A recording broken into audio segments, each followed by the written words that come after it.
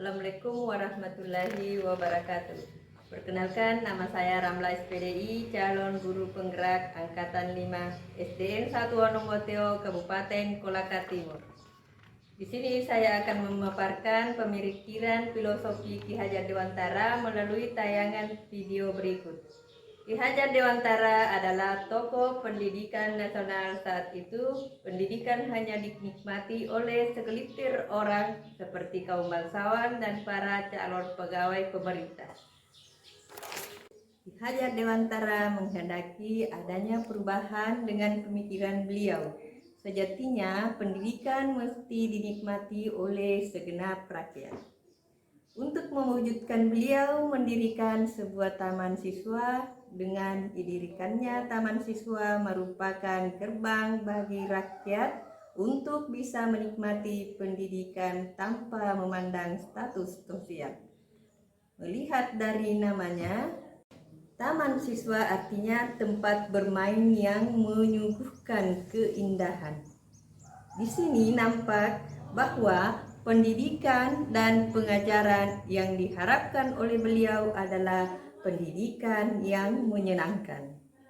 Tujuan pendidikan Ki Hajar Dewantara adalah menuntun segala kodrat pada anak agar mereka dapat mencapai keselamatan dan kebahagiaan yang setinggi-tingginya, baik sebagai manusia maupun sebagai anggota masyarakat.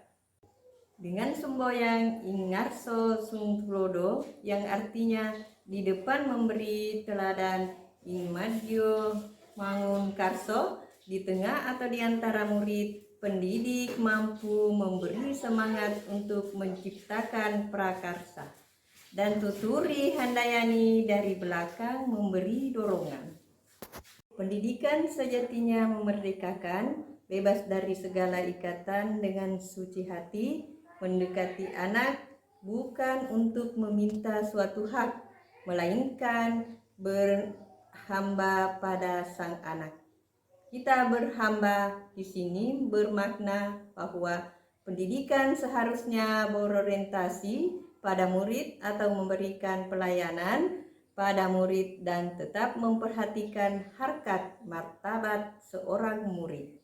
Ki Hajar Dewantara juga menganalogikan pendidikan sebagai persemaian berbagai benih, di mana guru diibaratkan sebagai petani yang merawat benih dan murid berbagai benih yang ditanam. Benih yang kurang baik jika ditempatkan di tanah yang subur mendapatkan pupuk, air, cahaya matahari, dan perlakuan yang tepat oleh petani, ia akan tumbuh menjadi tanaman yang subur.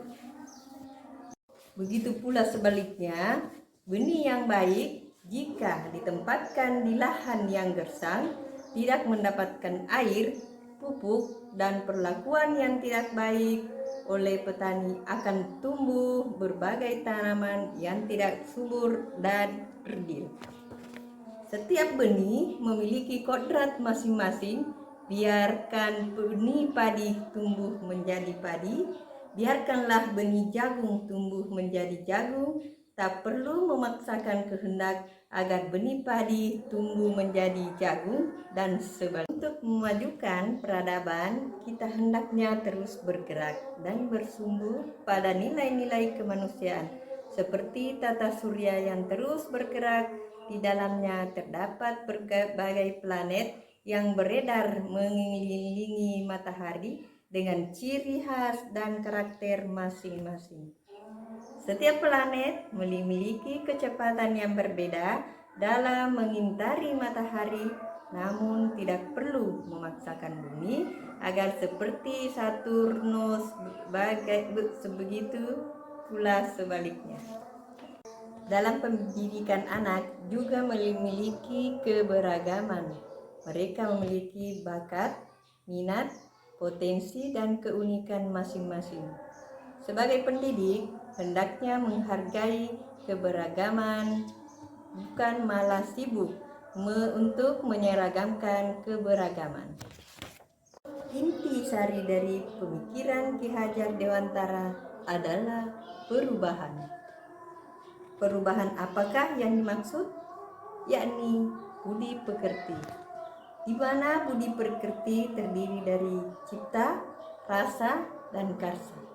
Cipta artinya menajamkan pikiran, rasa artinya memperhalus perasaan, dan karsa artinya memperkuat kemauan.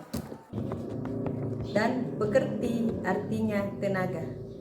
Dengan mengolah raga akan menyehatkan jasmani. Semua aspek ini haruslah seimbang untuk mencapai pembelajaran yang utuh atau holistik. Hasil yang diharapkan dari perubahan itu adalah pembelajaran yang holistik dan seimbang akan menghasilkan kesempurnaan budi pekerti, dan kesempurnaan budi pekerti akan membawa anak kepada kebijaksanaan. Terima kasih, salam dan bahagia, salam guru bergerak, salam merdeka belajar.